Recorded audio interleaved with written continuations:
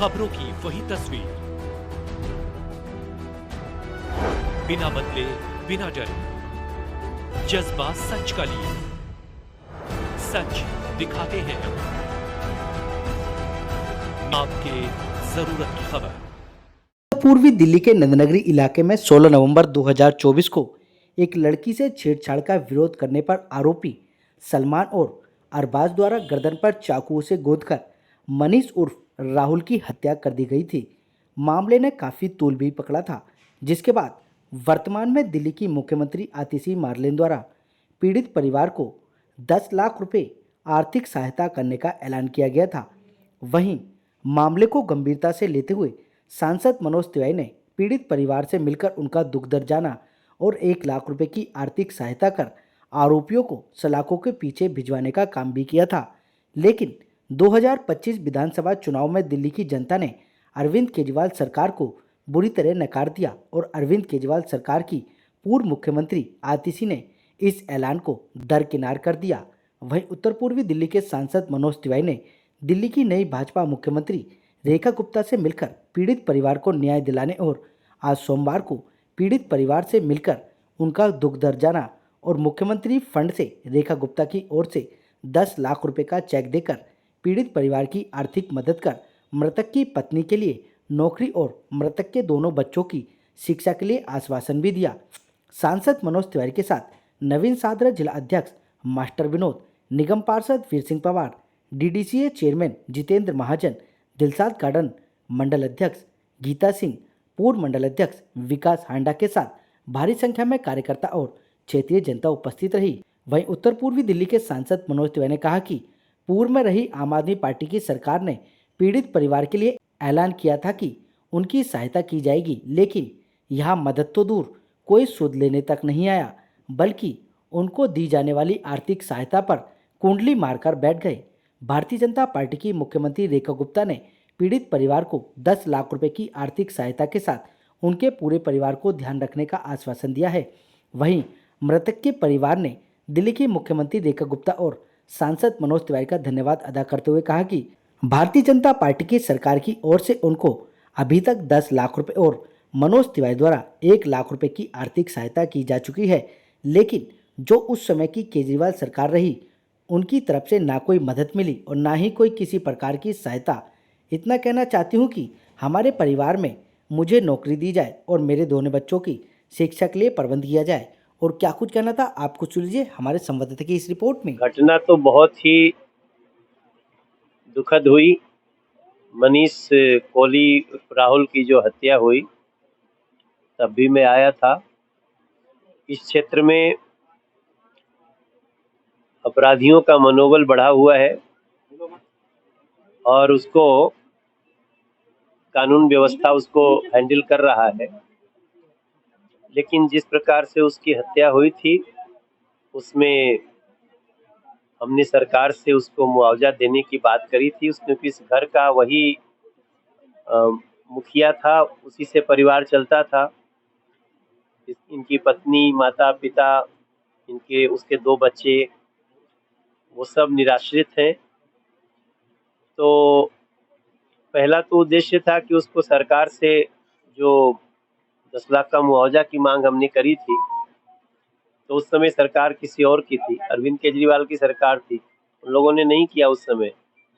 अभी सरकार जैसे बदली तो वो सहायता रेखा गुप्ता जी ने, हमारी माननीय मुख्यमंत्री जी अभी आई थी यहाँ श्यामलाल कॉलेज में, तो उन्होंने वहीं मुझे ये चेक दिया कि आप परिवार को दीजिए। बाकी परिवार से बात करनी है कि परिवार को और क्या समस्या है, क्योंकि जब निराश्रित चला गया, इस तरह से उसकी हत्या हुई, तो उस परिवार को संबल देना हमारा दायित्व है, भारतीय जनता पार्टी की सरकार का। बच्चों का अभी ये बिटिया है, यही है ना, ये बिटिया है, अब इसकी पढ़ाई शुरू होगी, तो हमने अपने पड़ोस के विधायक जितेंद्र महाजन जी को और हमारे वीर सिंह पवार जी यहाँ के पार्षद हैं, उनको ड्यूटी लगाई है। इसका हम तुरंत ही इसका एडमिशन कराएंगे और बाकी इस परिवार की गरीब बहुत परिवार है, इसके रहने की भी समस्या है, तो उन सारी समस्याओं को टैकल करेंगे और ये सारी बातें हम आज मुख्यमंत्री जी को भी बताएंगे कि निश्चित रूप से जो उसको आश्रय देना, जो मैं बोल रहा हूँ ना कि उसको आश्रय देना है, आश्रय में उसका नौकरी भी आता है, उसको देखते हैं क्या व्यवस्था कर सकते हैं, उसका एजुकेशन क्या है, ये सब हमने वीर सिंह पवार जी को, अपने पार्षद जी को लगाया है।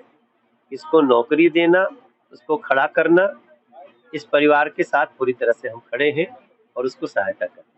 मैंने पहले आपसे कहा कि ये युद्ध है और अपराधियों को हम कड़ी से कड़ी सजा मिलेगी, और जैसा कि आपको ये भी बता रहे हैं कि परिवार जैसा सोच रहा है वैसे ही।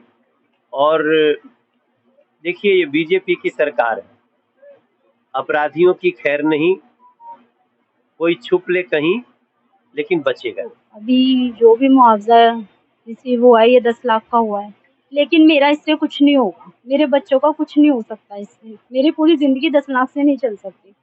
मेरे छोटे छोटे 2 बच्चे हैं, मैं बस यही चाहती हूँ, किराए पे रहती हूँ, 2-3 बार इधर से उधर मेरा सामान भी निकाला गया घर से, लेकिन मैं बस यही चाहती हूँ कि मेरे को कुछ नौकरी मिले जो मैं अपने बच्चों को पाल सकूँ। मुझे कुछ सहायता नहीं मिली, बस मुझे उस टाइम पे सर आए थे, 1 लाख की सहायता करके गए थे। इससे प्राइमरी पैसे तो कुछ रिलीफ मिलेगा ही आपको। बस मुझे यही चाहिए कि मुझे नौकरी मिल जाए और मैं अपने बच्चों को पाल सकूं।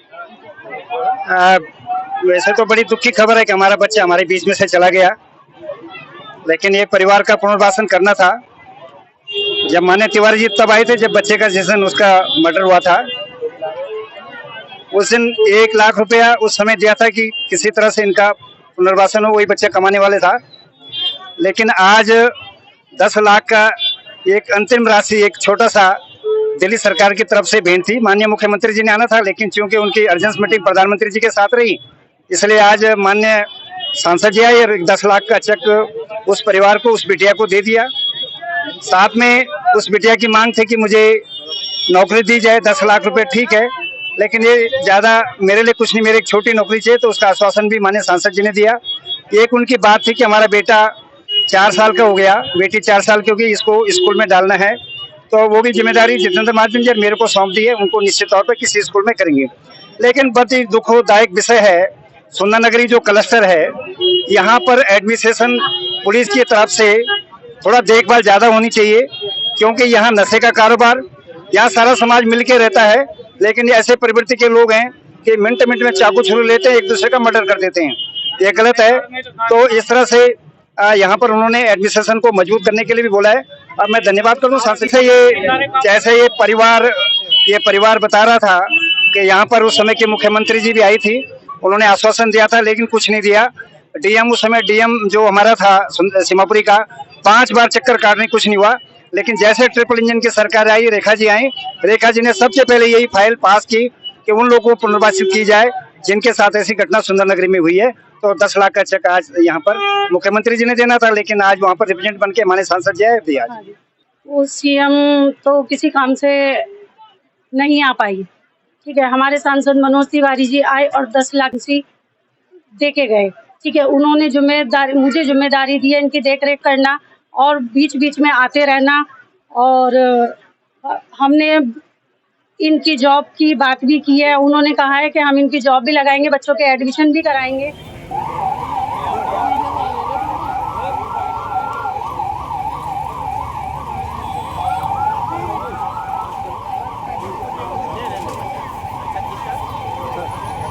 रुकिए